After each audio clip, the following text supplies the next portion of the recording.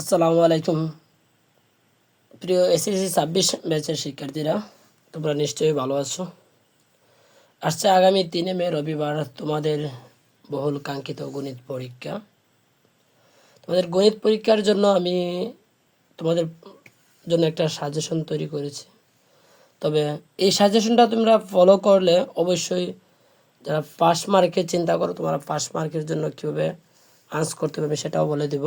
যারা প্লাসের চিন্তা করো তারা প্লাসের জন্য আমি কীভাবে কি ট্রুক নিয়ম ফলো করতে হবে এটাও বলে দেব।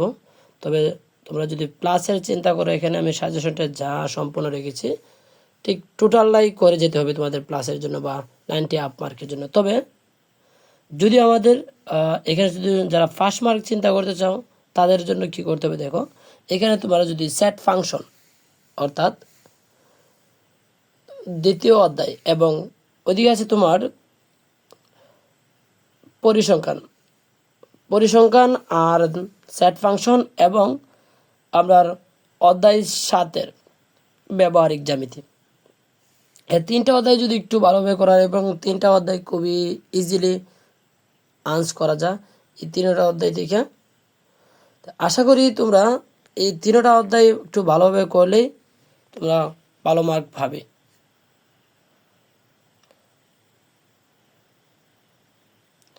হ্যাঁ প্রিয় শিক্ষার্থীরা, তো যারা পাস মার্কের কথা চিন্তা করতেছো তোমরা এখানে 7ম অধ্যায় এবং তোমার 2য় অধ্যায় আর হলো পরিসংখ্যান অধ্যায় একটু ভালোভাবে চিন্তা করে বিভিন্ন বোর্ড প্রশ্নগুলা এবং আমার এইখানে যে রাখা কিছু সাজেশন আছে ওইটা একটু তুমি ভালোভাবে দেখবা। আর যারা প্লাসের চিন্তা করতেছো বা 90 আপ মার্কের চিন্তা করতেছো তোমরা 2য় অধ্যায়ের, যেমন এখানে আমি কিছু অঙ্ক রেখেছি দেখো, অনুশীলনী 2 আর অর্থাৎ অনুশীলনী 2.1 এবং 2.2 এর উদাহরণ সহ যে অঙ্কগুলো রেখেছি সবগুলো তোমার করতে হবে। বীজগণিতের মধ্যে দেখো 3.1, 3.2, 3.3, 3.5 সব মিলে আমরা কতগুলো অঙ্ক রেখেছি, সবগুলো অঙ্ক তোমার ভালোভাবে একটু করে নিতে হবে, কারণ মেইন বইয়ের অঙ্কগুলো দিয়েই কিন্তু তোমার সৃজনশীল প্রশ্ন আসবে।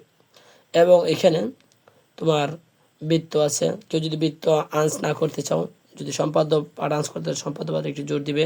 ত্রিকোণমিতি আছে, অনুপাত সমানুপাতের পাঠের এখানে 11.2 এর 10 নম্বর অঙ্কটা একটু ভালোভাবে একটু গুরুত্ব দিও, দেখতে পারো। পরিমিতি পাঠের আছে, যেগুলো গুরুত্বপূর্ণ আমরা খুবগুলো রাখছি। এখানে পরিসংখ্যা থেকে তোমরা মধ্যক প্রচুর আয়তলেখ, বহুভুজ, অজীব রেখা, সংক্ষিপ্ত গড়, এই নিয়মগুলো ভালোভাবে একটু আয়ত্ত করে পরীক্ষা সেন্টারে যাবে। আশা করি তোমাদের গণিত পরীক্ষা খুব ভালো হবে। ধন্যবাদ তোমরা সাথে থাকার জন্য।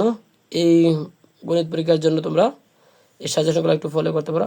আর আমার শিক্ষার্থীর জন্য বিশেষ একটা সুযোগ, তোমাদের পরীক্ষা হলো রবিবার, তাহলে আমাদের বৃহস্পতিবার অর্থাৎ বৃহস্পতিবার যদি আইসিটি পরীক্ষাতে এসে তোমরা ফ্রি থাকো, তোমার আমার এইখানে শুক্র শনিবার আসতে পারো, আমি কোনো সমস্যা থাকলে আমরা তোমাদেরকে দেখিয়ে দিব। ধন্যবাদ, ভালো থাকো তোমরা, পরীক্ষা দেও, তোমাদের জন্য শুভকামনা রইল।